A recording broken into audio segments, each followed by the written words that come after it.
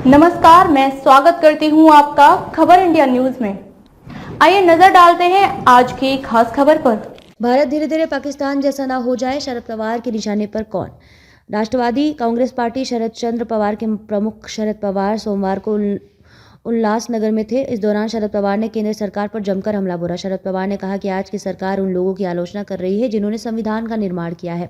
उन्होंने कहा कि देश और राज्य में संविधान की हत्या हो रही है, ऐसे में सबका एकजुट होना जरूरी है। पवार ने कहा कि देश तानाशाही की तरफ बढ़ रहा है।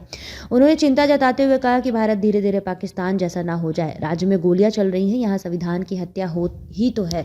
ठाणे जिले के उल्लासनगर में एल्गार परिषद की सभा को संबोधित करते हुए शरद पवार ने कहा कि संविधान प्रदत्त नागरिकों के अधिकारों पर हमला हो रहा है, इससे देश के लोकतांत्रिक ताने बाने को काफी खतरा है। पवार ने कहा कि संसद में प्रधानमंत्री नरेंद्र मोदी की टिप्पणियां स्तरहीन थी। उन्होंने देश के पहले प्रधानमंत्री जवाहरलाल नेहरू और संविधान के प्रमुख वास्तुकार बाबा साहब आम्बेडकर को निशाना बनाए जाने की आलोचना की। मोदी के भाषण को लेकर बोले हमला। पवार ने कहा कि 2 दिन पहले संसद में हमले प्रधानमंत्री नरेंद्र मोदी का भाषण सुना। पूरे भाषण में उन्होंने पंडित जवाहरलाल नेहरू की आलोचना की और उन पर हमला किया, जिन्होंने आज़ादी से पहले 6 से 7 साल जेल में बिताए थे। आज़ादी के बाद उन्होंने डॉक्टर अंबेडकर को साथ लेकर एक लोकतांत्रिक देश का निर्माण किया। यह हमला उस व्यक्ति की नीतियों और निर्णयों पर किया गया था। संविधान को कमजोर करना चाहता है केंद्र। शरद पवार ने कहा कि इस तरह के हमले केवल व्यक्तियों को निशाने नहीं बनाते, बल्कि इन महान व्यक्तियों के निर्धारित मूलभूत मूल्यों और सिद्धांतों को व्यापक रूप से निशाना बनाते हैं। उन्होंने कहा कि इस हमले का मकसद बाबा साहब आम्बेडकर के दिए संविधान को कमजोर करना है और फिलहाल मोदी और उनके सहयोगी यह काम कर रहे हैं।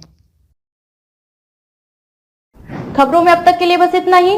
फिर होगी आपसे मुलाकात ऐसे ही एक खास खबर के साथ। तब तक के लिए नमस्कार और बने रहिए खबर इंडिया न्यूज के साथ।